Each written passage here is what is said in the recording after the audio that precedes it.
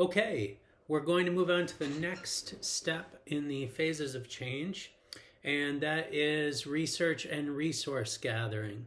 So your client has gone from not thinking at all about change to considering change to then not moving straight into change, but to start figuring out, like, okay, if I was going to change, what would I do? So this is when they're going to read books, they're going to talk to people, they're going to look things up on the internet.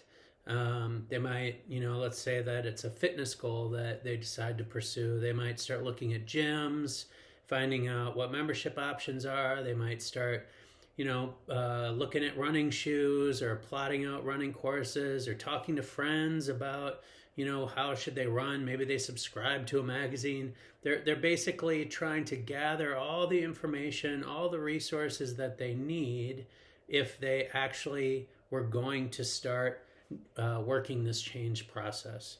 Okay, now again, it's important not to get ahead of the client. Don't push them. It's their change to make. And you just want to help them brainstorm about options.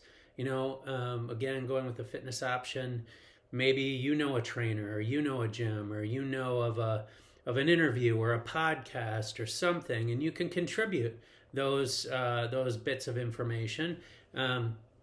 Remember, going back to proper IV, there's the information piece, and that's what the I stands for in proper IV. And remember that whenever you're offering information, you're always offering it very open-handedly. It's sort of like, here you go, here's a piece of information. What do you think about that? Do you want it? Do you not want it? You don't want it? Okay, fine. You're never attached to it. So again, going with the fitness goal, let's say that you've done some things to help yourself get fit and they really worked for you, and you've done some things that really didn't work for you. Well, you can offer that information to the client, but don't be insistent that they pursue their goal the same way that you pursued your goal. They're a different person, different body type, different challenges, different schedule, all kinds of different things that won't be exactly the same as you, and so their journey is going to look different, and that's okay. So it is okay to offer information. It's not helpful to cling to that that idea that you have, and insist that that's the way that it should be for your client. Okay, so feel free to throw out your ideas. Feel free to throw out your suggestions. Roll very quickly off of it. If your client says, no, I don't think that's going to work for me, that's fine. Who knows? Maybe they'll change their mind later and give it a try. Okay, but you're brainstorming with them. You're helping them create a plan. You are maybe challenging them a little bit, or pushing back a little bit, but not directly.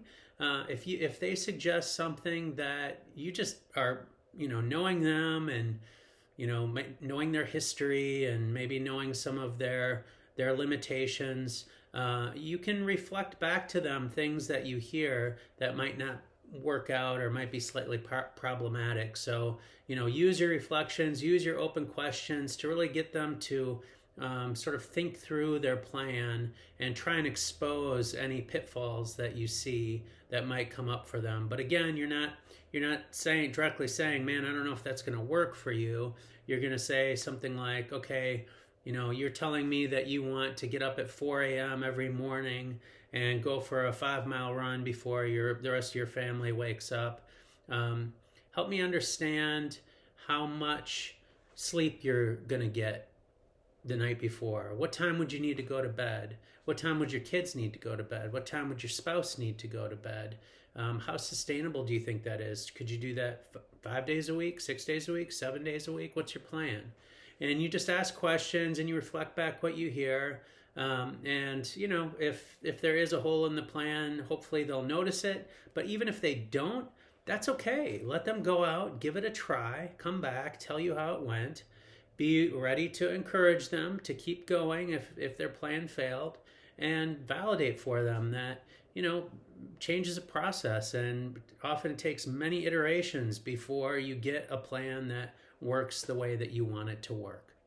Okay, so this is the research and resource phase. And you would think that the next phase is going to be action, but actually, my practice has taught me that it's not. Sometimes people stall out on this next phase for quite a while, and that phase is conviction, where you know you need to make a change, you know it's the right thing, you've got a plan, but you just haven't quite put it into action yet. And that is what we're going to talk about in the next session. So I will see you then.